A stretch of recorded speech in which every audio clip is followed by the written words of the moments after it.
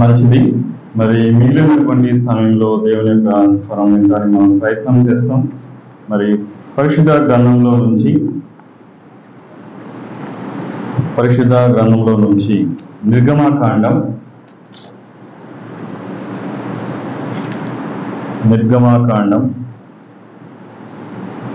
18వ అధ్యాయం. నిర్గమాకాండం 18వ అధ్యాయం 1 నుంచి 9 వరకు ఉన్నటువంటి వచనాలు మనం చదువుకుందాం. నిర్గమాకాండం 18వ అధ్యాయం 1 నుంచి 9 వరకు ఉన్నటువంటి వచనాలు. నేను ఒక వచనం చదువుతాను, మీరు ఒక వచనం చదవండి. పాత నిబంధనలో 59వ పేజీ. దేవుడు మోషేకును తన ప్రజలైన ఇశ్రాయేలుకును చేసినదంతయు, యెహోవా ఇశ్రాయేలును ఐగుప్తులో నుండి వెలుపలికి రప్పించిన సంగతియు మిద్యాను యాజకుడును మోషే మామనునైన యిత్రో వినినప్పుడు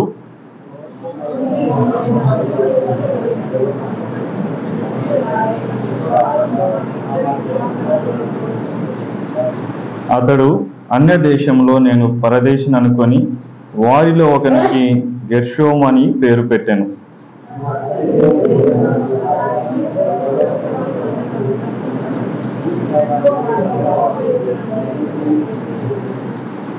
మోషే మామైన యిత్రో అతని కుమారునిద్దరిని అతని భార్యను తోడుకొని అరణ్యంలో దేవుని పర్వతం దగ్గర దిగిన మోషే యొద్దకు వచ్చాను.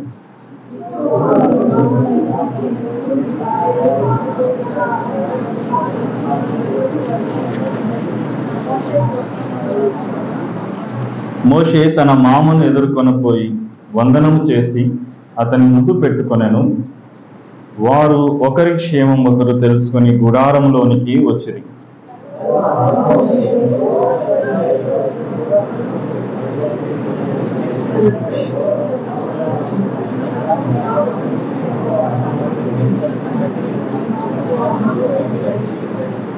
యెహోవా ఐగుప్తుల చేతిలో నుండి విడిపించి ఇశ్రాయేలుకు చేసిన మేలంతటిని గూర్చి యిత్రో సంతోషించను. మంచిది. దేవుని ఆత్మ నడిపింపు కోసం చిన్న మాట ప్రార్థన చేసుకున్నాం. మహోన్నతుడా, మహిమగల మా పరిశుద్ధ తండ్రి, నిన్న నేడు ఏకరీతిగా ఉన్నటువంటి గొప్ప రాజా, మీకు స్తోత్రం చెల్లిస్తున్నాం. అవునా నా ప్రభువా, మరి 2024వ సంవత్సరంలో ఆగస్టు మాసపు చివరి ఆరాధన కూడికలో మమ్మల్ని అందరినీ సమకూర్చి ఇంతవరకు ప్రభువా మా స్తుతులను మీరు ఆజ్ఞారించి అవునా ఆరాధన అంతట్లో సహాయం చేశారు. అవునా నా ప్రభువా, మరి మిగిలినటువంటి సమయంలో అవునా నా ప్రభువా, మరి మీ సందేశం కోసం మేము వేచి చూస్తున్నాం. చదవబడినటువంటి వాక్యాన్ని మీరు మాకు విడిచి వడ్డించండి. మీ పక్షంగా నిలబడినటువంటి నేను నిష్ప్రయోజకుని, జ్ఞానం లేనటువంటి వాడిని నాన్న. అవును ప్రభువా, నన్ను ఖాళీ చేసి నా సొంత మాటలు కాకుండా అవును ప్రభువా, మరి మీరే మీ వాక్కుతో మీ ఆత్మతో బలపరిచి నడిపించండి. చేరి వచ్చినటువంటి మీ ప్రజల యొక్క సమయాన్ని వ్యర్థపరచకుండా అవునా ప్రభావం నన్ను కట్టడి ఉంచి అవునా మీరే నడిపించి మహిమ పొందమని అవునా మా అందరితో మాట్లాడమని మా ప్రభువును రక్షకుడైనటువంటి బాగా తెలిసినటువంటి లేఖనాలే మరి గమనాల్లోకి మనం తీసుకొని వద్దాం. ఈ లేఖనాలు దాదాపుగా 2016లో మన మధ్యలో దేవుని యొక్క సేవ చేసి దేవుని యొక్క పిలుపు అందుకున్నటువంటి దైవజనులు మరి రాజరత్నం అన్న బైబిల్ స్టడీ చేస్తున్నటువంటి తరుణంలో మరి ఈ వచనాలు ఈ యొక్క గ్రంథంలో నుంచి బైబిల్ స్టడీ చేశారు. మరి వాటిలో ఉన్నటువంటివే నేను మరొకసారి మీ ముందు పంచుకోవాలన్నటువంటి ఆశతో మీ మధ్య నేను నిలబడి ఉన్నాను. కాబట్టి ఈ యొక్క అధ్యాయంలో మనం గమనించినప్పుడు చదువుకున్నటువంటి మాటలు మనకు అర్థమైపోయింటది కదా. మోషే యొక్క మామ గురించి ఒక ప్రస్తావన ఉంది. మోషే మామ మరి మోషే భార్యను తన ఇద్దరి పిల్లల్ని మోషే ఉన్నటువంటి స్థలానికి తీసుకొని వచ్చినట్లుగా మనం గమనిస్తున్నాం. అయితే ఇక్కడ ఈ యొక్క ఉదయకాలంలో మనం మోషే గురించి అలాగే యిత్రో గురించి మనం వారి మధ్య ఉన్నటువంటి బంధం, వారిద్దరి మధ్య ఉన్నటువంటి రిలేషన్ ఎలాంటిదో మరి దాని ద్వారా మనం ఏం నేర్చుకోగలమో అన్నటువంటి విషయాన్ని మనం అర్థం చేసుకోవడానికి మనం ప్రయత్నం చేద్దాం. మరి యిత్రో కదా, మోషే మామ పేరు యిత్రో. ఇత్రో అంటే, ఇత్రో అనే మాటకు అర్థం ఏమిటి అంటే అసాధారణమైనటువంటి అనేది అర్థం. ఇత్రో అంటే అసాధారణమైన, అంటే ఎక్సలెంట్ అనేది అర్థం వస్తుంది. ఈ మోషేకు మామ ఇత్రో. అయితే యాక్చువల్గా మోషే యొక్క కుటుంబం గురించి మనం ఆలోచన చేస్తే నిర్గమాకాండంలో 2వ అధ్యాయంలో మోషే కుటుంబం లేదంటే మోషే యొక్క వివాహం ఏ రీతిగా జరిగిందో మనం జ్ఞాపకం చేసుకోవచ్చు. చాలా సందర్భాల్లో మోషేను దేవుడు ఎట్లా నడిపించాడు, మోషే ద్వారా దేవుడు చేసినటువంటి అద్భుతాలు, ఆశ్చర్యకార్యాలు ఎలాంటివో, ఐగుప్తులో నుంచి ఇజ్రాయెల్ ప్రజల్ని మోషే ఎట్లా తీసుకొచ్చారు అన్నటువంటి విషయాల గురించి మనం ఎక్కువగా ఆలోచన చేస్తూ ఉంటాం, వాటి గురించి ఎక్కువగా మాట్లాడుకుంటూ ఉంటాం.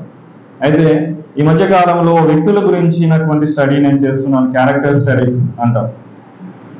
గతంలో మనం యెహోషువ గురించి ఆలోచన చేస్తాం బైబిల్ స్టడీ.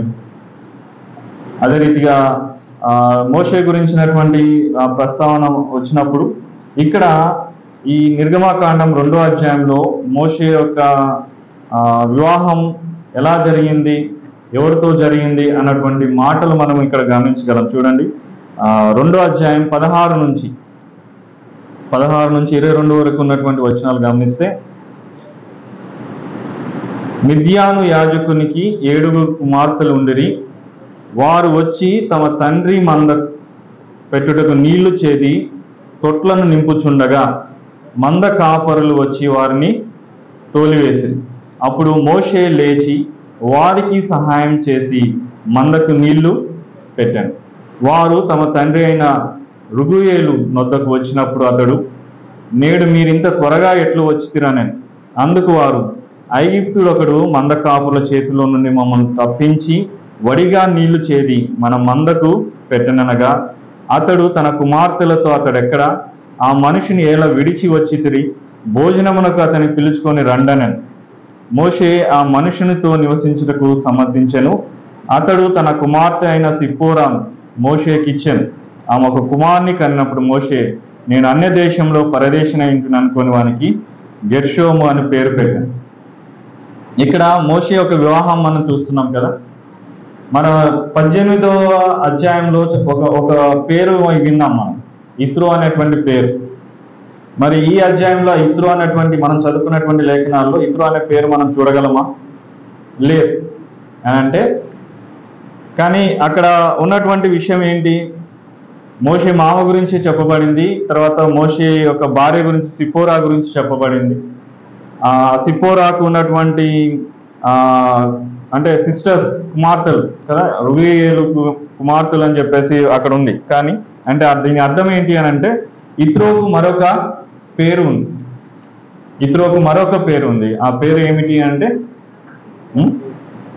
రగుయేలు కదా. ఆ రగుయేలు, మరి రగుయేలు అని అంటే అర్థం ఏమిటి అని అంటే దేవుని స్నేహితుడు అని అర్థం, ఫ్రెండ్ ఆఫ్ గాడ్.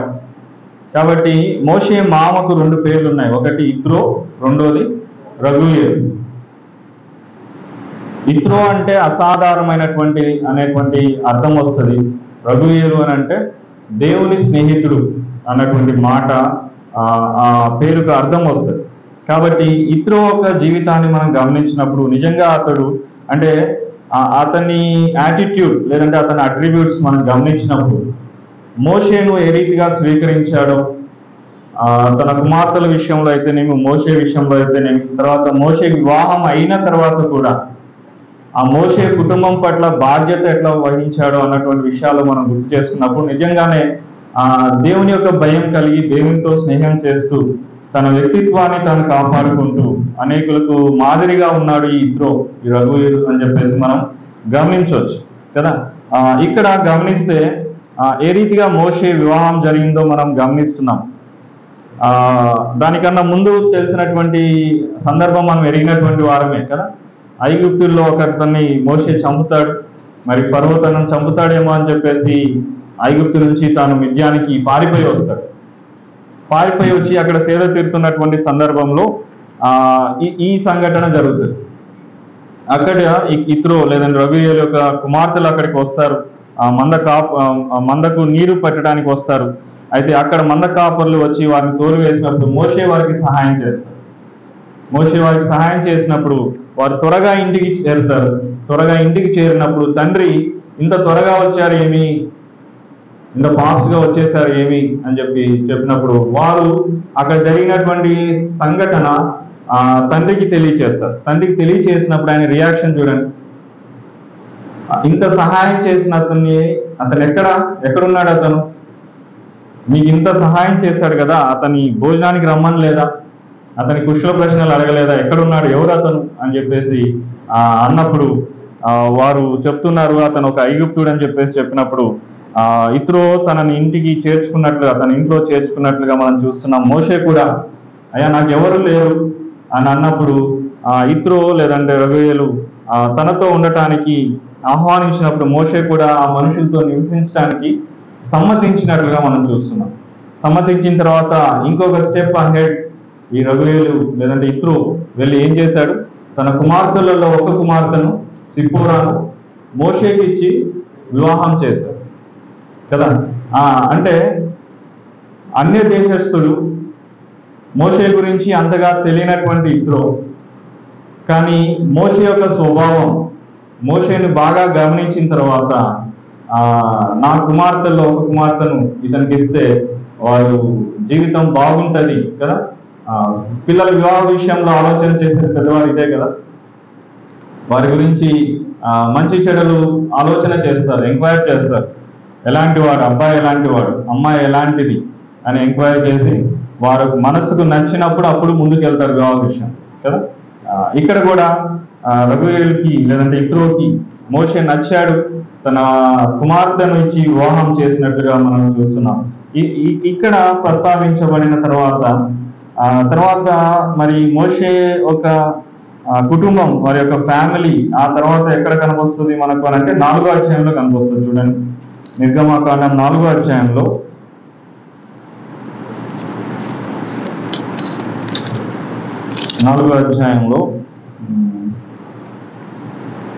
18 చదువుదాం. 4వ అధ్యాయం 18వ వచనం. అటు తర్వాత మోషే బయలుదేరి తన మామ అయిన ఇత్రో యొద్దకు తిరిగి వెళ్ళి, సెలవైన ఎడల నేను ఐగుప్తులోనున్న నా బంధువుల యొద్దకు మరలా పోయి వారింకా సజీవులై ఉన్నారేమో చూసిదనని అతనితో చెప్పగా, ఇత్రో క్షేమంగా వెళ్ళమని మోషేతో అని. ఇక్కడ ఏమంటున్నాడు, తన మామ దగ్గరికి వచ్చాడు. అంటే ఆ ముందు సన్నివేశం మనకు తెలుసు, దాదాపు 3-4 అధ్యాయాలు చూస్తే దేవుడు మోషేకి ప్రత్యక్షమై ఐగుప్తులో నా ప్రజలు చాలా ఇబ్బంది పడుతున్నారు, చెరలో ఉన్నారు, వారిని విడిపించుకొని రావాలి అని మోషేను దేవుడు ఎన్నుకున్నటువంటి సందర్భం 3-4 అధ్యాయాలు మనం గమనించగలం. అది ఎట్లా అది ఇది అని అన్నప్పుడు కొన్ని అబ్జెక్షన్స్ చెప్తాడు మన మోషే కూడా. నేను మాట్లాడలేను, నేను ఎవరు అని అడిగితే నేనేం చెప్పాలా, ఇవన్నీ అబ్జెక్షన్స్ చెప్పినప్పుడు దేవుడు దానికి సమాధానాలు ఇస్తాడు. సమాధానం ఇచ్చిన తర్వాత మోషే కన్ఫర్మ్ చేసుకున్న తర్వాత నిజమే దేవుడు నన్ను ఎన్నుకున్నాడు, తిరిగి ఐగుప్తుకి పోయి ఐగుప్తులో ఉన్నటువంటి ఇశ్రాయేల్ ప్రజల్ని ఐగుప్తు చెర నుంచి బయటకు తీసుకురావాలన్న నిశ్చయించుకున్న తర్వాత తను ఏం చేస్తున్నాడు, వెళ్ళి తన మామతో చెప్తూ ఉన్నాడు. మామతో చెప్పినప్పుడు జనరల్గా వేరే దేశం నుంచి ఇక్కడికి వచ్చాడు, ఐగుప్తు దేశం నుంచి ఇక్కడికి వచ్చినాడు మిద్యాను, ఇక్కడ సెటిల్ అయిపోయినాడు దాదాపుగా మోషే. మళ్ళీ ఐగుప్తు దేశానికి వెళ్ళి నా బంధువులు ఎట్లున్నారో, మా ఇంటి వారు ఎట్లున్నారో చూసి వస్తాం అని అంటే అంత ఈజీగా పంపిస్తారా? ఒప్పుకుంటారా? సరే ఒప్పుకున్నా కూడా ఏమంటారు, వెళ్తే నువ్వు వెళ్ళు, నా కూతురు నా మనవరాలు ఈడే ఉంటారు అని చెప్పేసి ఒక్కరిని పంపించడానికి ఇష్టపడతారు కదా. అయితే ఇక్కడ మనం గమనించినప్పుడు మోషే తన భార్యను పిల్లల్ని తీసుకొని అక్కడికి, అంటే ఇద్దరు ఒక పర్మిషన్ తీసుకొని లేదంటే వారికి తెలియచేసి అక్కడ వెళ్తున్నటువంటి సందర్భం కింద వచనాల్లో మనం గమనించగలం. సో ఇతరు కూడా అక్కడ ఆటంకపరచలేదు, వద్దు వెళ్ళొద్దు అని చెప్పలేదు, కానీ ఏమంటున్నాడు, ఒక చక్కని మాట అంటున్నాడు, క్షేమంగా వెళ్ళరండి అని అంటూ ఉంటాం కదా. ఎవరైనా మన ఇంటికి బంధువులు వచ్చి వెళ్ళిపోతూ ఉంటే క్షేమంగా వెళ్ళిరండి అని చెప్తుంది. అట్లనే ఈ యొక్క మోషే మామ ఏం చేస్తున్నాడు, క్షేమంగా వెళ్ళండి అని. అంటే ఇత్రోలో మనం నేర్చుకోవాల్సినటువంటి విషయాలు చూడండి, ఎంత చక్కని విషయాలు. ఆ వ్యక్తిని గమనిస్తున్నాడు, వ్యక్తిని గమనించి కుమార్తెనిచ్చి వివాహం చేశాడు. మరి అదే మోషే వచ్చి తన బంధువుల దగ్గరికి వెళ్ళొస్తాను అని అంటే ఎలాంటి అబ్జెక్షన్స్ పెట్టకుండా, ఎలాంటి ఆటంకాలు పెట్టకుండా వెళ్ళి రమ్మని చెప్పేసి. అయితే ఈ రెండు పాయింట్స్ మనం గమనించినప్పుడు విశ్వాసులంగా చెప్పుకోబడుతున్నటువంటి మనం ఇలాంటి అనుభవాలు మన గృహాల్లో ఉన్నాయా? ఇంత పాజిటివ్ యాటిట్యూడ్ మన గృహాల్లో ఉన్నాయా? ఒకసారి మనం ఆలోచన చేసుకోవాలి. అది సిస్టర్స్ వైపు అయినా, బ్రదర్స్ వైపు అయినా. ఇలాంటి మామలు ఉన్నారా, ఇలాంటి అత్తలు ఉన్నారా అని ఒకసారి ఆలోచన చేసుకోవాలి కదా. ఈ విషయాల్లో దేవుడు మనతో హెచ్చరిస్తుండగా, మాట్లాడుతుండగా మనం సరి చేసుకొని మనం ముందుకు వెళ్దాం. ఇది 4వ అధ్యాయంలో చూస్తే ఇక్కడ ఇంకొక ఆశ్చర్యకరమైనటువంటి విషయం ఏమిటి అని అంటే 4వ అధ్యాయం 20 లేదంటే 23, 24 చూద్దాం. చూడండి, 4వ అధ్యాయం 23, 24 నిర్గమకాండంలోనే. నన్ను సేవించినట్లు నా కుమారుని పోనిమని నీకు ఆజ్ఞాపించున్నాను. వారిని పంప నొల్లని ఎడల ఇదిగో నేను నీ కుమారుని నీ జ్యేష్ఠపుత్రుని చంపేదాన్ని యెహోవా సెలవిస్తున్నాడని అతనితో చెప్పమనను. ఎక్కడ పైన చూస్తే ఫరోతో మోషే వెళ్ళి దేవుడు ఇట్లా చెప్పమన్నాడు. ఏమని? పంపించకపోతే నన్ను సేవించినట్లు, అంటే దేవుని సేవించినట్లు నా కుమారుని పోనిమని నీకు ఆజ్ఞాపించున్నాను. వాని పంప నొల్లని ఎడల ఇదిగో నేను నీ కుమారుని, అంటే నీ జ్యేష్ఠపుత్రుని చంపేదనని యెహోవా సెలవిస్తున్నాడు అని చెప్పి కింద వచనాలు చూస్తే అతడు పువ్వు మార్గంన సత్రంలో యెహోవా అతనిని ఎదుర్కొని అతన్ని చంపచూడగా. రమ్మనింది దేవుడే, ఒక పని అప్పగించాడు, ఆ పని చేయమని చెప్పాడు. ఆ పని మీద ప్రయాణమైపోతున్నాడు ఎవరు? మోషే. వెళ్తున్నప్పుడు ఫరో దగ్గరికి పోయి నువ్వు ఈ మాటలు చెప్పు, ఇవి అని చెప్పు అని చెప్పిన తర్వాత ఆ యాత్ర కొనసాగిస్తున్నాడు, ఆ ప్రయాణం కొనసాగిస్తున్నాడు.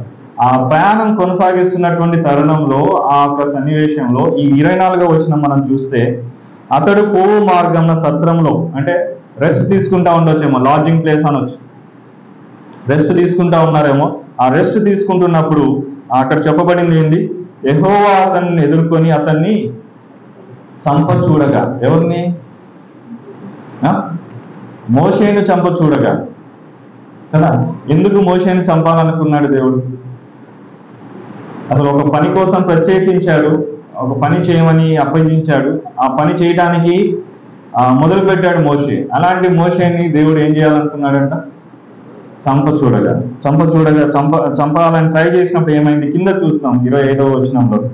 సిప్పోరా వాడిగల రాయి తీసుకొని తన కుమారునికి సన్నతి చేసి అతని పాదముల యొద్ద అతని పడవేసి, నిజంగా నీవు నాకు రక్త సంబంధమైన పెనిమిటి వైద్యు నేను. అంతటా ఆయన అతన్ని విడిచాను. అప్పుడు ఆమె, ఈ సున్నతిని బట్టి నీవు నాకు రక్త సంబంధమైన పెనిమిటి వైద్యు అని. ఇక్కడ విషయం మనం అర్థం చేసుకోవాల్సింది ఏంటంటే, అదంతా చదివితే చాలా ఉంది, కాకపోతే టూకీగా మీకు చెప్తాను అర్థమయ్యేటట్టుగా. అక్కడ ఏమి అని అంటే, మోషేను దేవుడు ఎన్నుకున్నాడు. అయితే దేవుడు ఎన్నుకున్నటువంటి కుటుంబాల్లో ఒక ప్రత్యేకత ఉండాలి. ఒక నాయకత్వాన్ని, ఒక నాయకుడిని ప్రిపేర్ చేస్తున్నాడు దేవుడు. మోషేను ఒక నాయకుడిగా ఎన్నుకున్నాడు, నాయకత్వం వహించాలి, ప్రజలకు మాదిరిగా ఉండాలి, ప్రజలను ఆ బంధకాల నుంచి, ఐగుప్తు చెరల నుంచి తీసుకురావాలి. అయితే అక్కడ ఏమిటి అని అంటే, విషయం ఏమిరా అని అంటే, మోషే పోయి మిద్యానులో సిప్పోరాను వివాహం చేసుకున్నాడు, పిల్లలు కన్నాడు. కానీ అక్కడ ఏమి జరగలేదంటే సున్నతి జరగలేదు. మోషే కుటుంబంలో మోషే పిల్లలకి సున్నతి లేదు. కానీ మనం చదువుకున్నటువంటి లేఖనాల్లో దేవుని యొక్క ఆజ్ఞ ఏమిటంటే, ఇశ్రాయేల్ ప్రజలందరికీ ఏముండాలి? సున్నతి చేయబడాలి, సున్నతి చేయాలి.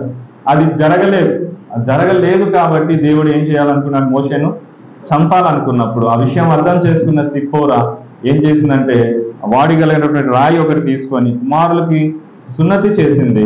ఆ సున్నతి చేసిన తర్వాత దేవుడు అతన్ని విడిచిపెట్టినట్లుగా, అంటే చంపకుండా విడిచిపెట్టినట్లుగా మనం చూస్తున్నాం.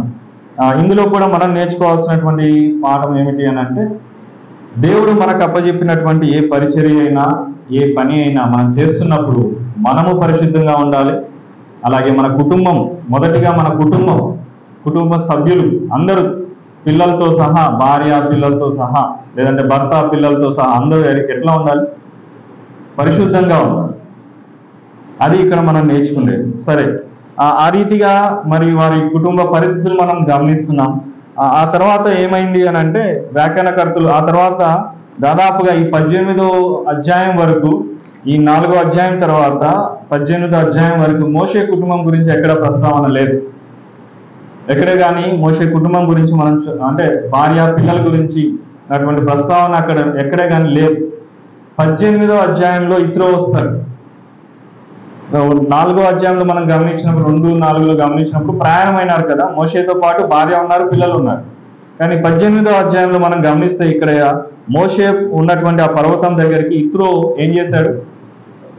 మోషే భార్యను పిల్లల్ని తీసుకువచ్చాను అన్నటువంటి సమాచారాన్ని మోషేకి పంపాడు. అంటే ఈ గ్యాప్ లో దాదాపు 4వ అధ్యాయం నుంచి 18వ అధ్యాయం వరకు మోషే దగ్గర మోషే భార్య కానీ పిల్లలు కానీ లేరు.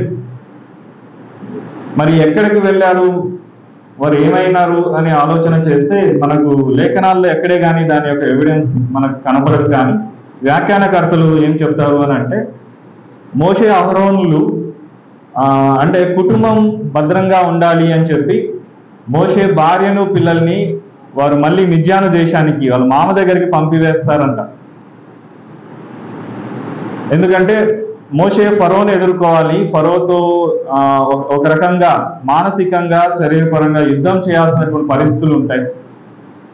ఆ కారణాన్ని బట్టి మరి కుటుంబం అక్కడ ఆ కుటుంబం ఉంటే మరి పరిస్థితులు ఎట్లున్నాయనో మరి ఏమో, కానీ వారు తిరిగి మిద్యానికి ఈ సిప్పోరాను మరి ఆ పిల్లల్ని పంపించేస్తారు అన్నటువంటి ఆ విధంగా వ్యాఖ్యానకర్తలు వ్యాఖ్యానం చేస్తారు. సరే, అయితే ఇక్కడ మనం గమనించినప్పుడు ఈ 18వ అధ్యాయంలో మనం చదువుకున్నట్లుగా ఆ మామ ఇత్రో ఏం చేస్తాడంటే మోషే భార్యను పిల్లల్ని మోషే దగ్గరికి తీసుకొని వస్తాడు. తీసుకొని వచ్చినప్పుడు జరిగినటువంటి సందర్భం మనం చదువుకున్నది. వచ్చినప్పుడు ఇక్కడ 6వ అధ్యాయంలో మనం 6వ వచనంలో చూస్తే 18:6లో చూస్తే ఇత్రో ఆమె నీ మామనైన నేను నీ భార్యయు ఆమెతో కూడా ఆమె 2 కుమారులు నీ యొద్దకు వచ్చి ఉన్నామని మోషేకు వర్తమానం పంపిస్తాడు. అయ్యా, నీ మామనైన నేను, తర్వాత నీ భార్య, అలాగే నీ 2 పిల్లల్ని తీసుకొని నేను ఇక్కడికి వచ్చాను అన్నటువంటి సమాచారం ఒకటి తెలియజేస్తుంది కదా. చాలా సందర్భాల్లో ఈ సమాచారం ఉండదు, చాలా కుటుంబాల్లో ఈ సమాచారం ఉండదు. వారిని అంటే పరిస్థితులను బట్టి వారిని ఆశ్చర్యపరచాలనో సర్ప్రైజ్ విజిట్స్ ఉంటాయి కదా, తెలియకుండా ఫోన్లు కూడా చేయకుండా డైరెక్ట్గా దిగుతాం. ఇంటికి దిగినప్పుడు అరే అన్నటువంటి ఆశ్చర్యం ఆ గృహంలో మనం గమనించగలం కదా. ఈయన కూడా వస్తాడు, దగ్గరకు వచ్చిన తర్వాత వర్తమానం పంపిస్తాడు అన్నమాట. సో వర్తమానం పంపించినప్పుడు మోషే ఏం చేస్తాడంటే తన మామ వచ్చినట్లుగా, తన భార్య పిల్లలు వచ్చినట్లు సమాచారం తనకు తెలియజేసినప్పుడు మోషేకు ఎంతో సంతోషం అనిపిస్తుంది, చాలా ఆనందం అనిపిస్తుంది. మోషే ఏం చేస్తున్నట్టు మోషే యొక్క రెస్పాన్స్ మనం చూస్తే మోషే తన మామను ఎదుర్కొని పోయి వందనము చేసి అతన్ని ముద్దు పెట్టుకొని. అక్కడ ఎవరెవరు ఉన్నారు? ఇత్రో కదా, సిప్పోరా, తర్వాత అంటే ఈ రకంగా చెప్పనియండి, మోషే మామ ఉన్నాడు, మోషే భార్య ఉంది, మోషే పిల్లలు ఉన్నారు. ఆ సమాచారం తెలియచేయబడింది. మోషే వారిని ఎదుర్కోవటానికి వస్తున్నాడు. ఎదుర్కోవటానికి వచ్చినప్పుడు మనమే, నువ్వు నేను మోషే ప్లేస్ లో ఉంటే ఏం చేస్తాం? మొదటిగా ఎవరికి వందనం చెబుతాం? మొదటిగా ఎవరిని ముద్దు పెట్టుకుంటాం? చెప్పాలి. మామ, భార్య, పిల్లలు వీరు వస్తున్నారు, వీరిని ఎదుర్కోవడానికి వెళ్ళినప్పుడు మన రెస్పాన్స్ లేదంటే మన యొక్క రియాక్షన్ లేదంటే మన సంతోషం, మన ఆనందం ఎవరి మీద చూపిస్తాం? పిల్లల మీద కదా. పిల్లలు ఉన్నారు, పిల్లల్ని దగ్గర తీసుకుంటాం, పిల్లల్ని వాటేసుకుంటాం, హత్తుకుంటాం, పిల్లలకి ముద్దులు పెడతాం. కానీ ఇక్కడ మోషే ఏం చేస్తున్నాడు? తన మామని ఎదుర్కొని పోయి వందనం చేశాడు. ఎదుర్కొని ఏం చేశాడు? వందనం చేశాడు కదా. ఎంత మాది వీళ్ళిద్దరు మామ అల్లుళ్ళ మధ్య ఉన్నటువంటి బంధం చూడండి. నేటి విశ్వాసుల కుటుంబాల్లో ఇలాంటి బంధాలు ఉన్నాయా? ఇలాంటి రిలేషన్స్ ఉన్నాయా? ఒకసారి ప్రశ్నించుకుందాం మనం. ఎంత హ్యాపీగా ఉన్నారు, ఎంత సంతోషంగా ఉన్నారు. మామను ఎదుర్కొని పోయి మామకు వందనం చేశాడంట. పెట్టుకుంటాము వందనాలు. ఈరోజు మామ అల్లుళ్ళు వందనాలు పెట్టుకుంటారా? కుటుంబాల్లో వందనాలు ఉన్నాయా కదా? ఇప్పటి నుంచి అయినా ప్రాక్టీస్ చేయాలి వందనాలు చెప్పుకోవటం కదా. ఆ వందనం చెప్పి వాళ్ళు ఏమంటున్నారంటే, క్షమించండి, వందనం చెప్పిన తర్వాత తన మామను ముద్దు పెట్టుకున్నట్లు మనం చూస్తాం కదా. ఒక రకంగా మామకు ఇవ్వాల్సినటువంటి గౌరవం అల్లుడు ఇస్తున్నాడా కదా. ఒక అల్లుడుగా మామకు మోషే ఇత్రోకి ఇవ్వాల్సినటువంటి గౌరవం సత్కరిస్తున్నట్టుగా మనం చూస్తున్నాం. వందనం చెప్పాడు, ఆ తర్వాత ముద్దు పెట్టుకున్నట్టుగా మనం చూస్తున్నాం. ఒకరి క్షేమాలు ఒకరు తెలుసుకున్నట్టుగా మనం చూస్తున్నాం.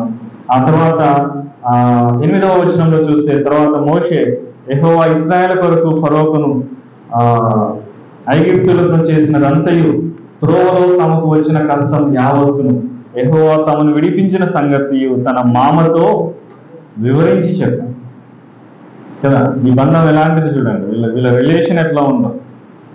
వందనం చేశాడు, సత్కరించిన తర్వాత ఆయన ఏం చేస్తున్నాడు, మొత్తం వివరాలన్నీ చెప్తున్నాడు. మామను కూర్చోబెట్టుకొని, మామ ఇట్లా జరిగింది, పదవ దగ్గర పోతే పంపినన్నాడు, మళ్ళీ ఇట్లా జరిగింది, మొత్తం అన్ని విషయాలన్నీ చెప్పి వివరించినప్పుడు మొత్తం యావత్తు తమకు వచ్చిన కష్టం యావత్తు యెహోవా తమను విడిపించిన సంగతి తన మామతో వివరించి చెప్పాడు. వివరంగా చెప్పాడు. ఏదో టూకి కాకపోయినాం వచ్చినాం ఇది జరిగిందిలే, అవన్నీ ఎందుకులే, నీకు అర్థం కాదులే కదా. నేటి దినాల్లో అల్లుళ్ళు మాట్లాడేటువంటి భాష ఒక రకంగా ఇట్లే ఉంటారు కదా. ముసలోడికి నీకేం తెలుసులే, పెద్దోడికి నీకేం తెలుసు, నీకు అర్థం కాదులే అనే రకంగా, అంటే చులకన భావం కదా. ఆ చులకన భావం ఇక్కడ లేనట్టుగా మనం చూస్తున్నాం. వారు వందనం చెప్పుకున్నారు, వివరాలు చెప్పుకున్నట్టుగా మనం చూస్తున్నాం. కాబట్టి మన దైనందిక జీవితాల్లో కూడా, విశ్వాస జీవితంలో కూడా ఈ వందనం అనేది ఉండాలి. అంటే ఒకరికొకరు గ్రీట్ చేసుకునే అనుభవం ఉండాలి కదా. అందుకే రోమిలకు రాసినటువంటి పత్రికలో పౌలు చెప్తాడు 16వ అధ్యాయంలో, వందనం అధ్యాయం అంటారు. దాదాపు ఒకసారి చూడండి, రోమిలకు రాసినటువంటి పత్రిక 16వ అధ్యాయం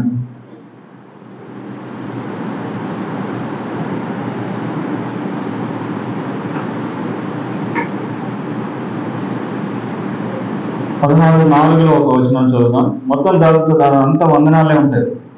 వారు నా ప్రాణం కొరకు తమ ప్రాణమును ఇచ్చుటకైనా తెగించిరి, మరియు వారి ఇంట ఉన్న సంఘమునకు వందనములు చెప్పుడి. నేను మాత్రం కాదు, అన్ని జనుల్లోని సంఘం వారందరూ వీరికి కృతజ్ఞులై ఉన్నారు అని చెప్తూ ఎవరెవరికి వందనాలు చెప్పారో ఒక లిస్టు రాస్తాడనమాట అక్కడ పౌలు. ఆ లిస్టు రాస్తూ 16:16 ఒక మాట అంటాడు, పవిత్రమైన ముద్దు పెట్టుకొని ఒకరితో ఒకడు వందనాలు చేయడి. క్రీస్తు సంఘములని మీకు ప్రతి ఒక్కరితో ముద్దు పెట్టుకొని ఏం చేయాలా? వందనాలు వందనాలు కదా. వందనాలు గ్రీట్ చేయటం అనేది చాలా సందర్భాల్లో మనకు అది ప్రయోజనకరంగా ఉంది. చాలా సందర్భాల్లో మనం ఏం చేస్తామంటే మన ఇంటి వారిని కొంచెం స్కిప్ చేస్తాం. స్కిప్ యాడ్లు ఉంటాయి కదా మొబైల్లో, మనకు చిన్నపిల్లలు కూడా వారు చూసేది స్కిప్ అనుకోండి, ముందు దాన్ని కొట్టేస్తారు స్కిప్. ఒక చిన్న విషయం ఏం జరుగుతుందంటే మన కుటుంబాల్లో కూడా ఈ స్కిప్ జరుగుతుంది. అంటే కుటుంబాల్లో ఉన్నటువంటి వారికి వందనాలు ఏం చెప్తున్నాంలే, మనోళ్ళే కదా. కానీ ఇక్కడ మనం నేర్చుకుంటున్నటువంటి పాఠం ఏమిటి అని అంటే, వందనాలు చెప్పుకోవాలి కదా, గ్రీట్ చేసుకోవాలి, వారికి వందనాలు చెప్పాలి.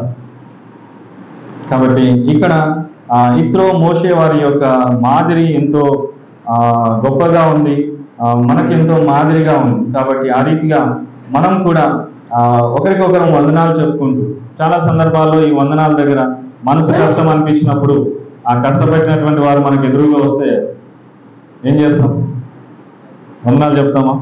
చెప్పాం కదా, దూరంగా వెళ్ళిపోతాం. లేదంటే వారికి ఎదురుగా రావటం ఎందుకులే అని వారు ఉన్నటువంటి ప్రదేశానికి దూరంగా నిలబడతారు, దూరంగా మాట్లాడుకుంటారు, దూరంగా వెళ్తూ ఉంటారు. కానీ హృదయ రహస్యాలు ఎరిగినటువంటి దేవుడు, హృదయ ఆలోచనలు ఎరిగినటువంటి వాడు, మన యథార్థత ఆయన కోరేటువంటి వాడుగా ఉన్నాడు. కపటం ఉండకూడదు మనకు కదా. రాత్రికాలంలో విజ్ఞాపనలో నిన్న కడపలో మేము చూసాం, కపట ఈ ఆలోచనలు కలిగినటువంటి వారు, లేదంటే కపట యోచనలు చేసేటువంటి వారు యెహోవాకు అసహ్యులు. కాబట్టి ఒకరికొకరు వందనాలు చెప్పుకుంటూ, ఒకరినొకరు గ్రీట్ చేసుకుంటూ, లూకా సువార్తలో కూడా మనకు తెలిసిన సందర్భం కదా, ఎలిజబెత్ మరియల దగ్గరికి వెళ్ళినప్పుడు లోపల ఉన్నటువంటి శిష్యులు గంత దేశంలో ఏం చేస్తుంది? వందనాలు చెప్తారు కదా. ఎలిజబెత్ పెద్దది, కానీ యాక్చువల్గా మరియకు వందనాలు చెప్పినట్లుగా మనం గమనించగలం. సమయాన్ని బట్టి దాటిపోతున్నాం కాబట్టి ఇక్కడ మోషే నాయకుడు అయినప్పటికీ తన మామను గౌరవిస్తున్నట్లుగా మనం చూస్తున్నాం. మరి తిరిగి ఇదే 18వ అధ్యాయంలో కొన్ని వచనాలు, కొన్ని లేఖనాలు మనం చూస్తున్నాం చూడండి. తర్వాత అక్కడ మనం గమనిస్తే దాదాపుగా అన్ని విషయాలు, ఈ యొక్క మోషే చెప్పినటువంటి విషయాలన్నీ ఆయన ఏం చేశాడు, విన్నాడు కదా. 18:8లో చూస్తే వివరంగా మోషే ఆ విషయాలన్నీ తనకు చెప్పినట్లుగా మనం చూస్తున్నాం. తర్వాత 9వ వచనంలో ఒక మాట చూద్దాం చూడండి. యెహోవా ఐగుప్తుల చేతిలో నుంచి విడిపించి ఇజ్రాయేలుకు చేసిన మేలంతటిని గూర్చి ఇత్రో సంతోషించారు. వందనాలు చెప్తున్నారు, గౌరవించుకున్నారు, సత్కరించుకున్నారు, వివరాలన్నీ చెప్పినారు. వివరాలన్నీ చెప్పిన తర్వాత అవన్నీ విన్నాడు కామ్గా. ఇత్రో విన్న తర్వాత ఆయన ఏం చేస్తున్నాడు, దేవుడు చేసినటువంటి మేలు, ఐగుప్తు చేతిలో నుంచి ఎట్లా ఇశ్రాయేలు ప్రజల్ని విడిపించాడో, ఏ రీతిగా ఆయన అద్భుతాలు చేశాడో, వీటిలన్నింటిని బట్టి ఇత్రో సంతోషించినట్లుగా మనం చూస్తాం కదా. ఈ మామ అల్లుల మధ్య ఉన్నటువంటి విషయం సత్కరించడం అయింది, గౌరవించుకోవడం అయింది, తర్వాత సంతోషిస్తున్నట్టుగా ఉన్నారు.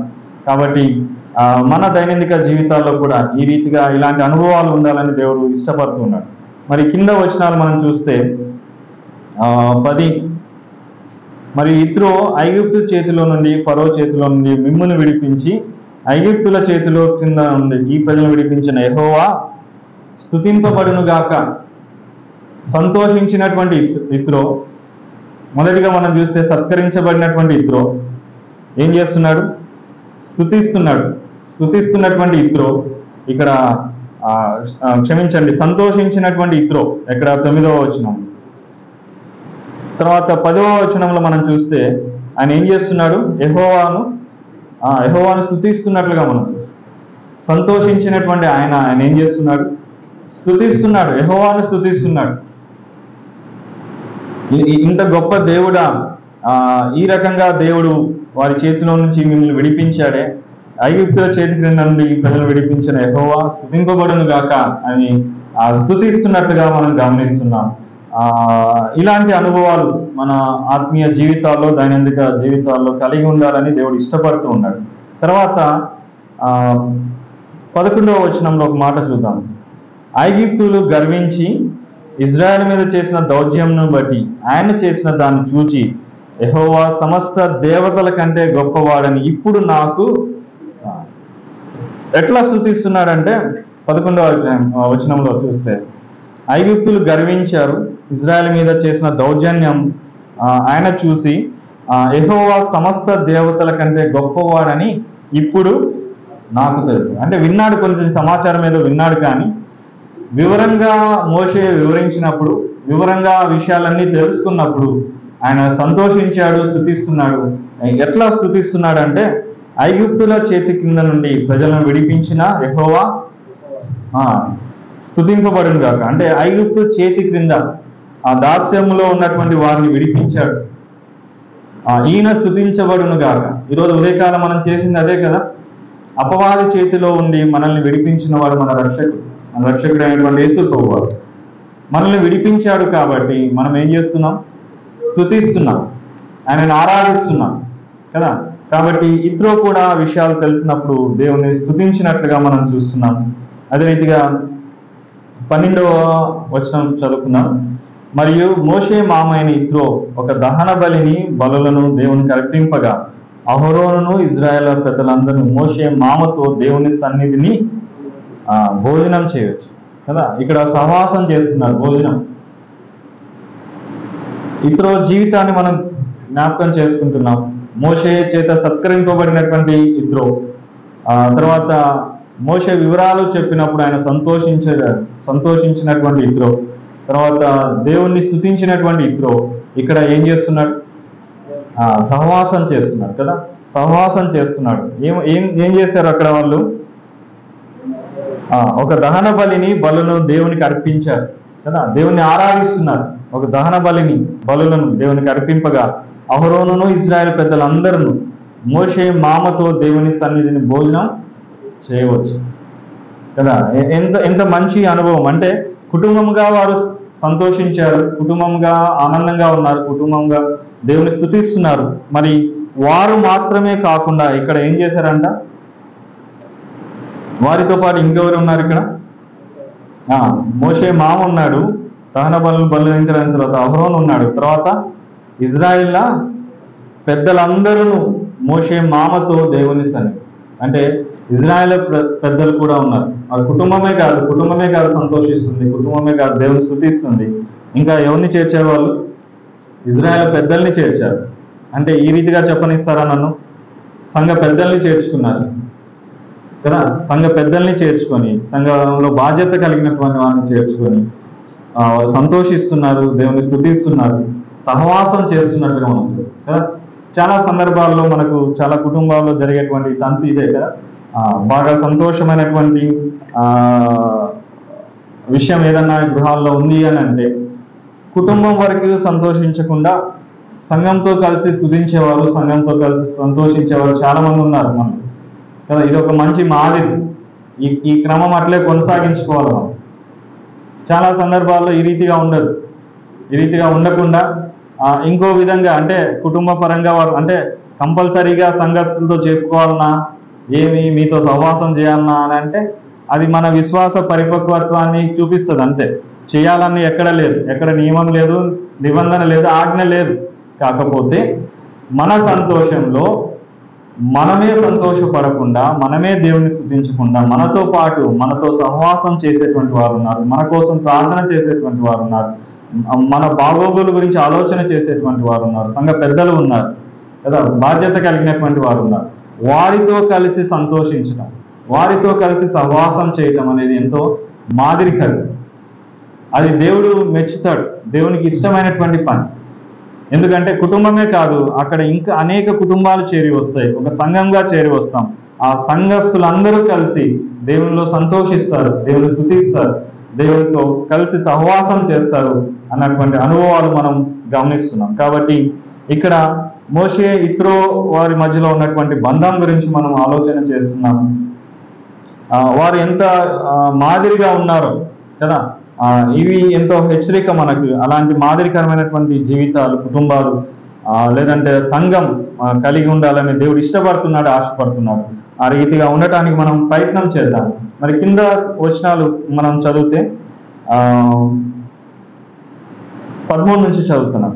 మరునాడు మోషే ప్రజలకు న్యాయం తీర్చుటకు కూర్చుండగా ఉదయం మొదలుకొని సాయంకాలం వరకు ప్రజలు మోషే యొద్ద నిలిచి ఉండి, మోషే ప్రజలకు చేసినదంతయు అతని మామ చూచి, నీవు ఈ ప్రజలకు చేసిన ఈ పని ఏమిటి? ఉదయం మొదలుకొని సాయంకాలం వరకు నీవు మాత్రం కూర్చుండగా ప్రజలందరూ నీ యొద్ద నిలిచి ఉండనేలా అని అడుగగా, మోషే, దేవుని తీర్పు తెలుసుకొనుటకు ప్రజలు నా యొద్దకు వచ్చెదరు, వారికి వ్యాజ్యం ఏదైనా కలిగిన యెడల నా యొద్దకు వచ్చెదరు. నేను వారి విషయం న్యాయం తీర్చి దేవుని కట్టడలను ఆయన ధర్మశాస్త్ర విధులను వారికి తెలుపుచున్నానని తన మామతో చెప్పాను. అందుకు మోషే మామ అతనితో, నీవు చేయుచున్న పని మంచిది కాదు, నీవును నీతోనున్న ఈ ప్రజలను నిశ్చయముగా నలిగిపోదురు. ఈ పని నీకు మిక్కిలి భారం, అది నీవు ఒక్కడివే చేయజాలవు. కాబట్టి నా మాట వినుము, నేను నీకు ఒక ఆలోచన చెప్పెదను. దేవుడు నీకు తోడైయుండును. ప్రజల పక్షంన నీవు దేవుని సమ్ముఖమందు ఉండి వారి వ్యాజ్యములు దేవుని యొద్దకు తేవలను. నీవు వారికి ఆయన కట్టడలను ధర్మశాస్త్ర విధులను బోధించి వారు నడవలసిన త్రోవను, వారు చేయవలసిన కార్యములను వారికి తెలుపవలెను. మరియు నీవు ప్రజలందరిలో సామర్థ్యము, దైవభక్తి, సత్యాసక్తి కలిగి లంచగొండులు కాని మనుషులను ఏర్పరచుకొని 1000 మందికి ఒకనిగాను, 100 మందికి ఒకనిగాను, 50 మందికి ఒకనిగాను, 10 మందికి ఒకనిగాను వారి మీద న్యాయాధిపతులను నియమింపవాలి. ఇక్కడ అప్పటి వరకు బాగుంది, సంతోషించారు, దేవుని స్తుతించారు, సహవాసం చేశారు. ఆ తర్వాత వారి యొక్క దినచర్యలు ప్రారంభమైనప్పుడు అక్కడ మనం గమనిస్తే మోషే దగ్గరికి ప్రజలందరూ వస్తున్నట్లుగా వారి యొక్క కష్టాలు లేదంటే వారికి న్యాయం చేయాలి, వారు ఉన్నటువంటి ఇబ్బంది పరిస్థితులు మోషే దగ్గరికి తీసుకొచ్చినప్పుడు అవన్నీ మోషే విని అక్కడ వారికి దేవుని యొక్క కట్టడలు, దేవుని యొక్క ధర్మశాస్త్ర విధులు మోషే ఆ ప్రజలకు తెలియచేస్తున్నప్పుడు ఆ సందర్భంలో ఈ మాటలు ఇత్రో చెప్తున్నాడు, మోషే మామ చెప్తున్నాడు. ఏంది ఇది? నువ్వు ఒక్కడివి కూర్చున్నావు, ప్రజలందరూ ఉదయం నుంచి సాయంకాలం వరకు ఏమై ఉన్నారు? నిలబడి ఉన్నారు కదా. నువ్వు ఒక్కడే కూర్చున్నావయ్యా, కానీ వీళ్ళందరూ నిలబడి ఉన్నారే. నీ యొక్క ఆజ్ఞ కోసమో లేదంటే నీ యొక్క న్యాయం కోసమో వారు నీ దగ్గరకు వచ్చినారు, నిలబడి ఉన్నారు. వారు ఈ పని మంచిది కాదు అని అంటూ ఇంకో విధంగా ఆయన చెప్పేది ఏంటంటే, ప్రజలందరి సమస్యలు నువ్వు ఒక్కడివే తీర్చాలంటే అది అవే పని కాదు. నువ్వు అంత హార్డ్ వర్క్ చేయాల్సిన అవసరం లేదు, కొంచెం స్మార్ట్ వర్క్ చేయని చెప్పేసి ఇక్కడ ఇత్రో తన మామతో చెప్తున్నాడు. ఏమని చెప్తున్నాడు? కొంతమందిని ఏర్పాటు చేసుకో, కొంతమందిని ఏర్పాటు చేసుకొని వారి న్యాయాధిపతులుగా ఉంచు అని ప్రజలందరిలో వారిలో అంటే కొంతమంది న్యాయాధిపతులను నియమించు. వారు తీర్చలేనటువంటి రాజ్యం ఏదన్నా ఉంటే, న్యాయం ఏదన్నా ఉంటే అది నీ దగ్గరకు వస్తే నువ్వు చేయి. అందరినీ నువ్వే చూసుకోవాలంటే కొంచెం కష్టం అవుతుంది, నీ పని భారాన్ని కొంచెం తగ్గించుకో అని చెప్పేసి ఒక సలహా ఇస్తున్నట్టుగా మనం చూస్తున్నాం. సత్కరించబడినటువంటి ఇత్రో, స్తుతించినటువంటి ఇత్రో, సహవాసం చేసినటువంటి ఇత్రో, స్తుతించినటువంటి ఇత్రో, సహవాసం చేసినటువంటి ఇత్రో ఇక్కడ ఏం చేస్తున్నారు? ఒక సలహా ఇస్తున్నారు కదా, సలహా ఇస్తున్నారు. ఆ సలహా ఇచ్చినప్పుడు దాన్ని ఏ రీతిగా మరి మోషే స్వీకరించాడు అనేది కూడా కింద వచనాల్లో మనం గమనిస్తాం. కొంతమందిని నియమించుకో, నువ్వు న్యాయాధిపతులు నియమించుకో అన్నప్పుడు ఎలాంటి వారిని నియమించుకోవాలో కూడా ఇత్రో సలహా ఇచ్చాడు. ఎలాంటి వారు అంటావా? ఎలాంటి వారు ఉండాలి? సామర్థ్యం ఉండాలి. ఈ పని భారం కలిగినటువంటి పని, ఇది మిక్కిలి భారం కలిగినటువంటి పని, పరిచర్య, సేవ. మరి ఈ సేవలో, పరిచర్యలో నీకు ఉపయోగకరంగా, నీకు ప్రయోజనకరంగా, దేవునికి ప్రయోజనకరంగా ఉండాలన్నటువంటి వారిని ఏర్పాటు చేసుకోవాలి అంటే వారు ఏ రీతిగా ఉండాలి? వారిలో ఉన్నటువంటి లక్షణాలు, గుణాలు ఏమై ఉండాలి అంటే, ఒకటి వారు సామర్థ్యం ఉండాలి కదా, వారికి సామర్థ్యం ఉండాలి. చాలా సందర్భాల్లో నేటి దినాల్లో చాలా సంఘాల్లో సామర్థ్యం లేనటువంటి వారు కదా, సామర్థ్యం అంటే శరీరపరంగా సామర్థ్యాలు ఉంటాయి కానీ ఆత్మీయమైనటువంటి సామర్థ్యాలు లేనటువంటి వారు, మేమెందుకు ఉండకూడదు నాయకులుగా, మేమెందుకు ఉండకూడదు న్యాయాధిపతులుగా, లేదంటే ఎందుకు ఉండకూడదు పరిచారకులుగా అనేవారు నేటి దినాల్లో బయలుదేరుతున్నారు. ఒక సామర్థ్యం అనేది, ఒక శక్తి అనేది దేవుడు ఎన్నుకుంటాడు. దేవుడే ఎక్కడ ఉంచాలో అక్కడ ఉంచుతాడు, ఏ ప్రదేశంలో ఉంచాలో, ఏ రీతిగా వారితో పరిచర్య చేయించుకోవాలనుకుంటాడో, ఏ రీతిగా సేవ చేయించుకోవాలనుకుంటాడో దేవుడే చేస్తాడు. గత దినాల్లో మనం బైబిల్ స్టడీలో ఉన్నప్పుడు కూడా మనం ఆలోచన చేసాం. మోషే తన సమయం వచ్చేసినప్పుడు ఇంక తాను చనిపోతాడు అనుకున్నప్పుడు మోషే ఏం చేస్తాడు? అయ్యా, అంటే నువ్వు ఇక వాగ్దాన దేశంలోకి నువ్వు వెళ్ళవు, నీ టైం అయిపోయిందని తెలియజేసినప్పుడు మోషే ఒకటే ప్రార్థన చేస్తాడు, ఈ ప్రజలను సామర్థ్యం కలిగి నడిపించేటువంటి వారిని నువ్వు ఎన్నుకో దేవా అని చెప్పేసి దేవునికి ప్రార్థన చేస్తాడు మోషే. అప్పుడు దేవుడు ఏం చెప్తాడు? యెహోషువ గురించి చెప్తాడు. యెహోషువ గురించి చెప్పి, దేవుని ఆత్మ పొందినటువంటి వాడు ఆయన, కాబట్టి నీ తర్వాత నాయకుడిగా ఉండేది యెహోషువ. అంటే అక్కడ కూడా కొంచెం కాంట్రడిక్షన్, అంటే కొద్దిగా ఆలోచన చేసినప్పుడు యెహోషువ, కాలేబులు ఉంటారు ప్రతి దాంట్లో, ప్రతి సన్నివేశంలో. మోషే దగ్గర యెహోషువ ఉంటాడు, కాలేబు ఉంటాడు. నిజంగా ఆలోచన చేస్తే మనం అంతకుముందు కూడా ఒకసారి అనుకున్నాం, ఆ ఫలాల గురించి ఆలోచన చేస్తున్నప్పుడు యెహోషువ కన్నా కాలేబుకు ఉన్నటువంటి ఆధిక్యతలు ఎక్కువ. కాలేబు యూదా గోత్రానికి చెందినటువంటి వాడు. ఉన్నటువంటి 12 గోత్రాల్లో దేవునికి ఇష్టమైనటువంటి గోత్రం, దేవుడు హెచ్చించినటువంటి గోత్రం, దేవుడు పనులు ఎక్కువగా చేసినటువంటి గోత్రం ఏదంటే యూదా గోత్రం కదా. ఆ యూదా గోత్రంలో నుంచి వచ్చిన వాడు కాలేబు. ఎఫ్రాయిము గోత్రానికి చెందినటువంటి వాడు యెహోషువ. కానీ ఆ యూదా గోత్రాన్ని పక్కన పెట్టి దేవుడు ఏం చేశాడు? యెహోషువని ఎన్నుకున్నాడు. మోషే తర్వాత ఆ గొప్ప నాయకత్వం ఎవరికి అప్పగించాడు అంటే యెహోషువకు అప్పగించాడు. కాబట్టి ఆ నాయకత్వాన్ని ఇచ్చేది, లేదంటే ఆ సామర్థ్యాన్ని ఇచ్చేది దేవుడే. కాబట్టి ఈ న్యాయాధిపతులుగా ఉండాల్సినటువంటి వారు అంటే ఇత్రో చెప్తున్నటువంటి సందర్భం ఏమిటంటే సామర్థ్యం ఉండాలి, అంత మాత్రమే కాకుండా దైవభక్తి ఉండాలి, వాళ్ళలో దైవభక్తి ఉండాలి అని అంటున్నాడు. తర్వాత సత్యాసక్తి, అంటే సత్యం మీద ఆసక్తి, ఎల్లవేళలా ప్రతి సందర్భంలో సత్యం మీద ఆసక్తి కలగాలి. అంటే కపటంగా ఉండకూడదు. మనసులో ఒకటి బయటికి ఒకటి కాదు. సత్యం ఎప్పుడూ సత్యం. ఆయన సత్యవంతుడు కాబట్టి ఆయన సత్యాన్నే కోరుతాడు. కాబట్టి ఆ సత్యాశక్తి కలిగినటువంటి వారు ఉండాలి. అంత మాత్రమే కాకుండా లంచగొండుతనం ఉండకూడదు, లంచాలు తీసుకునేటువంటి వారు ఉండకూడదు. అలాంటి మనుషులను ఏర్పాటు చేసుకో అని అంటూ 1000 మందికి ఒకనిగా, 100 మందికి ఒకనిగా, 50 మందికి ఒకనిగా, 10 మందికి ఒకనిగా వారి మీద న్యాయాధిపతులను నియమించు అని చెప్పేసి ఒక సలహా మోషే మామ ఇత్రో మోషేకి ఇస్తున్నట్లుగా మనం గమనిస్తాం. అయితే మోషే ఒక పని చేస్తున్నాడు, మధ్యలో మామ వచ్చి ఏం చెప్తున్నాడు? ఒక సలహా ఇస్తున్నాడు.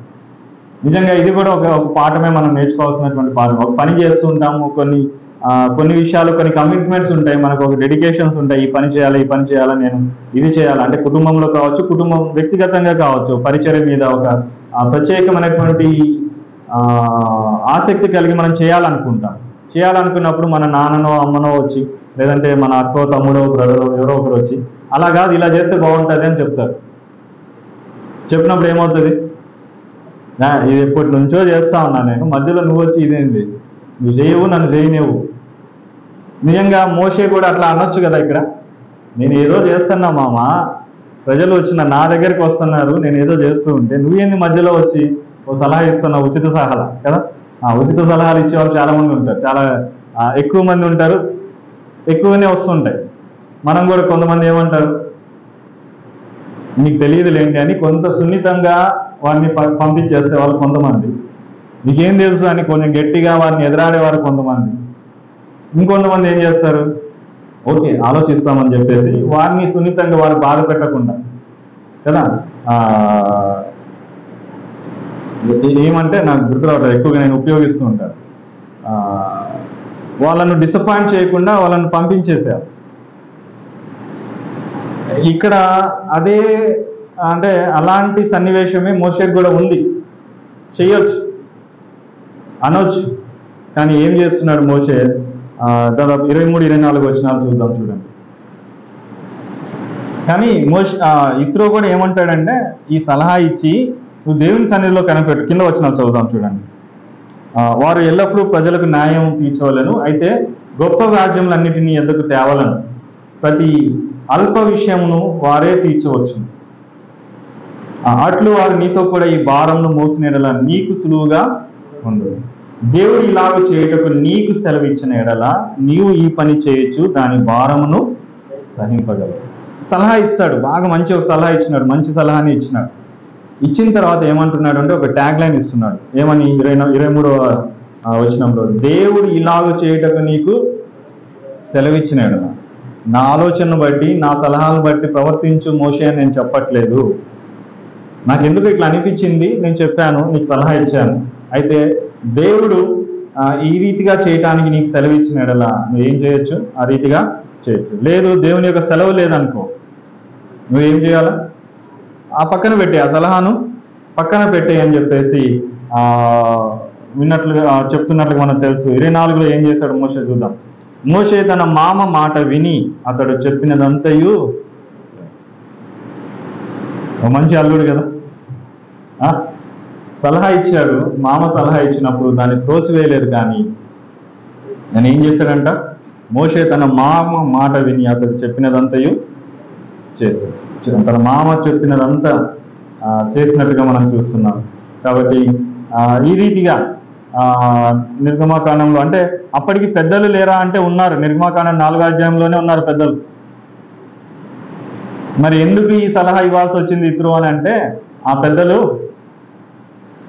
మోషేకు ఉపయోగకరంగా లేరు, ఆ పెద్దలు మోషేకు ప్రయోజనకరంగా లేరు, మోషే చేసే పనిలో పాలు పొందట్లేదు.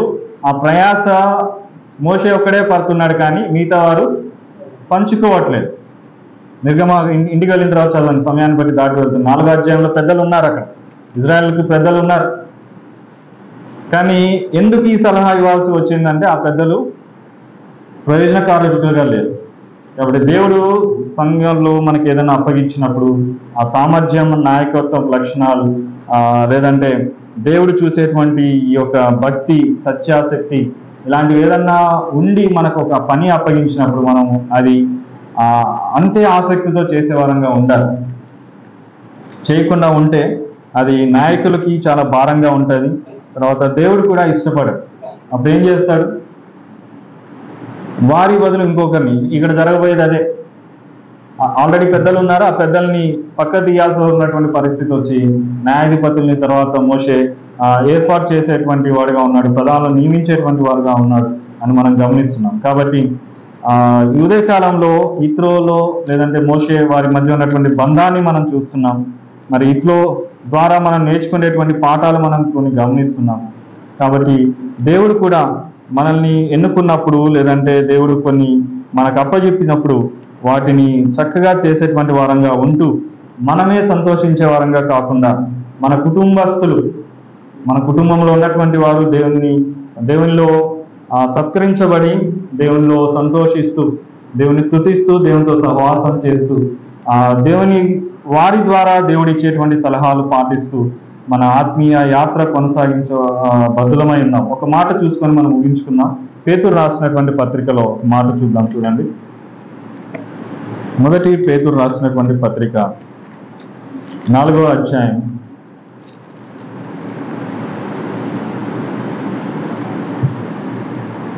9-10 వచనాలు చదువుకుందాం. దేవుని నానా విధమైన కృపా విషయమై మంచి గృహ నిర్వాహకులై ఉండి ఒక్కొక్కడు కృపావరం పొందిన కొలది ఒకరినొకడు ఉపచారం చేయడు. ఒకడు బోధించిన ఎడల దేవోక్తులను బోధించినట్టు బోధింపవలను. ఒకడు ఉపచారం చేసినట్ల దేవుడు అనుగ్రహించి సామర్థ్యం నుండి చేయవలను. ఇందువలన దేవుడు అన్నిటిలోనూ యేసుక్రీస్తు ద్వారా మహింపరచబడును. యుగ యుగములకు మహిమయు ప్రభావం ఆయనకుండును గాక అని ఆమేనని చెప్తున్నాను. ఇక్కడ మనం గమనించినప్పుడు దేవుడు కృప విషయమై మంచి గృహ నిర్వాహకులై ఉండాలి. గృహ నిర్వాహకులు మంచి స్టీవర్డ్స్ అయి ఉండాలి అని చెప్తూ దేవుడు ఇచ్చినటువంటి కృపావరం కొద్ది ఒకరికొకరు ఉపచారం చేసుకోండి అని అంటున్నాడు. బోధించేటువంటి సామర్థ్యం ఇచ్చాడా? బోధలో దైవక్తులు బోధించేటట్టుగా బోధించవాలని అంటున్నాడు. ఉపచారం చేసి పరిచర్య చేసేది ఇస్తే ఆ సామర్థ్యం కొద్ది చేయాలని దేవుడు సెలవిస్తున్నాడు. కాబట్టి ఉదయకాలం ఆ రీతిగా ఉండటానికి దేవుని యొక్క కృప, దేవుని యొక్క ఆత్మ మనకు సహాయం చేయను గాక. కాబట్టి ఇత్రోని మనం జ్ఞాపకం చేసుకుందాం. ఇత్రో ఏ రీతిగా తన అల్లుణ్ణి మోషేని ఏ రీతిగా సంతోషింపచేశాడు, లేదంటే దేవుని స్తుతించాడు, దేవునితో పిల్లలతో కలిసి సహవాసం చేశాడు, దేవుని పట్ల భారం కలిగి సలహా ఇచ్చాడు. ఆ రీతిగా మనం కూడా మన దైనందిక జీవితాల్లో ఆ రీతిగా ఉండటానికి దేవుని యొక్క కృప మనకు సహాయం చేయను కాక. దేవుడు ఈ కొన్ని మాటలు మన ఆత్మీయ మేలు కోసం దీవించును కాక. మోకరించి కళ్ళు మూసుకోండి, ప్రార్థన చేసుకొని కుడిగా ముగించుకున్నాం.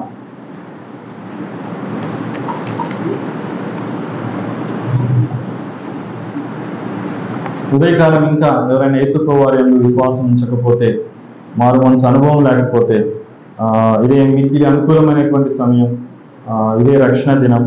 రేపు ఏమి సంభవిస్తుందో మనకు తెలియదు. కాబట్టి సమయం ఉన్నప్పుడే దేవుని సన్నిధిలో మారు మనసు పొంది దేవుని రాజ్యంలో చేర్చబడటానికి దేవుడు కృప చూపించిన గాక. ఎవరైనా ఆ రీతిగా తీర్మానం చేసుకోవాలనుకున్నటువంటి వారు ఉంటే ముందుకు వచ్చినట్లయితే వారి గురించి ప్రార్థన చేసి దేవునికి వారిని అప్పగించాలి. ప్రార్థన చేసుకుందాం, కలుసుకుందాం. మహోన్నతుడ, మహిమగల మా పరిశుద్ధ తండ్రి, మీకు స్తోత్రం చెల్లిస్తున్నాం నాన్న. ఉదయకాలం ప్రవహించిన సమయాన్ని బట్టి మీకు స్తోత్రం. ఈ మాసపు చివరి ప్రభుదినంలో ఈ రీతిగా మీ సన్నిధిలో గడపడానికి ఇచ్చినటువంటి కృపను బట్టి మీకు స్తోత్రం చెల్లిస్తున్నాం. అవునా, మోషే ఇత్రోలను మా ముందుకు తీసుకువచ్చారు. అవునా, ఇత్రో యొక్క జీవితం ఎంతో మాదిరికరంగా ఉంది. అవునా, మోషే అవునా ప్రభావ వారు ఇద్దరు కలిసి ఏ రీతిగా సత్కరించుకున్నారో మేము చూస్తున్నాం. అవునా ప్రభావ మరి ఏ రీతిగా వారు మీలో సంతోషించారో మేము చూస్తున్నాం. అంత మాత్రం కాకుండా ఏ రీతిగా మిమ్మల్ని స్తుతించారో చూస్తున్నాం, ఏ రీతిగా మీతో సహవాసం చేశారో మేము చూస్తున్నాం. అంత మాత్రమే కాకుండా దైవాజ్ఞ పొంది ఇత్రో తన అల్లుడైనటువంటి మోషేకి ఇచ్చినటువంటి సలహా గురించి కూడా మేము చూస్తాం. అన్న మా ఆత్మీయ జీవితాల్లో కూడా ఇలాంటి అనుభవాలు కలిగి మేము జీవించడానికి మాకు నేర్పించండి, సరిదిద్దండి నాన్న. మా కుటుంబాల్లో ఇలాంటి బంధాలు మీరు దయచేయమని మీకు సంఘం మేము ప్రార్థన చేస్తున్నాం. చూపించండి. చేరి వచ్చినటువంటి సహోదరులందరినీ బట్టి మీకు స్తోత్రం చెల్లిస్తున్నాం. ప్రతి ఒక్కరిని మీరు దీవించండి. అవునా ప్రభావ మరి మీరే కాపాడండి. వారి అవసరాలు అక్కలు మీరు తీర్చమని ప్రార్థన చేస్తున్నాం. మన నెల్లూరులో అవునా ప్రభావ మీ పక్షంగా పరిచర్య చేస్తున్నటువంటి శతమందను మీరు దీవించండి. బహుగా మీరు వాడుకుంటున్నారని చెప్పి అవునా ప్రభావ మరి నన్ను మీకు స్తోత్రం చెల్లిస్తున్నాం. కృప చూపించండి. మరి మా ఎదురున్నటువంటి ప్రత్యేకమైనటువంటి ప్రకటనలు మీరు ఎరిగినటువంటి వారు. మరి సిస్టర్ ఉషారాణి కోసం ప్రార్థన చేస్తున్నాం. అదే రీతిగా సిస్టర్ రూపా కోసం ప్రార్థన చేస్తున్నాం. అలాగే ప్రభా మరి మా కొలీగ్ వరకుమార్ సార్ వారి సతీమణి కోసం, పాప కోసం ప్రార్థన చేస్తున్నాం. నాగయ్యన్న కోసం ప్రార్థన చేస్తున్నాం. అన్న మీ గాయపడిన హస్తంతో ముట్టండి, స్వస్థపరచండి, మంచి ఆరోగ్యాలు వారికి దయచేయమని మేము ప్రార్థన చేస్తున్నాం. నాకు చూపించండి. ఇంకా ఎంతమంది జీవితాల్లో, కుటుంబాల్లో ప్రభావ మరి ఎలాంటి సమస్యలు ఉన్నాయో, ఎలాంటి అవునా ప్రభావ ఇబ్బందులు ఉన్నాయో మాకైతే తెలియదు, కానీ ప్రతి వాటిని ఎరిగినటువంటి దేవుడు మీరు. అవునా అన్నిటినీ ప్రభావ చక్కగా ప్రభావ మీరే మీ కృపలో తీర్చి అవునా మీరే మహిమ పొందమని ప్రార్థన చేస్తున్నాం. మీకు ప్రభావ మరి రాజంపేటలో, బయన్పల్లిలో మీరు జరిగిస్తున్నటువంటి పరిచయం బట్టి మీకు స్తోత్రం చెల్లిస్తున్నాం. నాన్న కృప చూపించండి. ఇంకా నువ్వు ముందున్నటువంటి దినాల్లో మరి ఇక్కడ టౌన్లో అలాగే చుట్టుపక్కల ఉన్నటువంటి గ్రామాల్లో మీ పరిచర్య అవునా ప్రభావ మరి విస్తరించడానికి మీరే కృప చూపించమని, చేరి వచ్చినటువంటి ప్రియులందరినీ బట్టి మీకు స్తోత్రం చెల్లిస్తున్నాం. ప్రతి ఒక్కరిని మీరు దీవించండి ప్రభావ, నిండారుగా ఆశీర్వదించమని, రక్షణ లేనటువంటి వారు రక్షించబడటానికి మరి మీరే కృప చూపించమని, మరి ఎదుటిన్నటువంటి వారంలో జరగవలసినటువంటి బైబిల్ స్టడీ టౌన్లో మంగళవారం, అలాగే ప్రభావ మరి ఇక్కడ బేస్తవారం విజ్ఞాపనలు, మన ఆదివారపు ఆరాధన చక్కగా ప్రభావ క్రమంగా మీ మహిమార్గంలో జరగడానికి కృప చూపించమని, తిరిగి మా గృహాలకు మేము వెళ్తుండగా మరొక సమయంలో ప్రభావ మేమందరం కలుసుకొని మీలో సంతోషించే పర్యంతం వరకు మీరు ఎక్కల చాటు మమ్మల్ని కాచి కాపాడి మీరే మహిమ పొందమని మా ప్రభువును రక్షకుడైనటువంటి యేసుక్రీస్తు వారి దివ్యనామమున స్తుతించి ప్రార్థిస్తున్నాం తండ్రి. మంచిది ఇంతతో కూడిగా ముగించబడింది. అందరికీ ప్రభు పేరట ప్రేమ వందనాలు.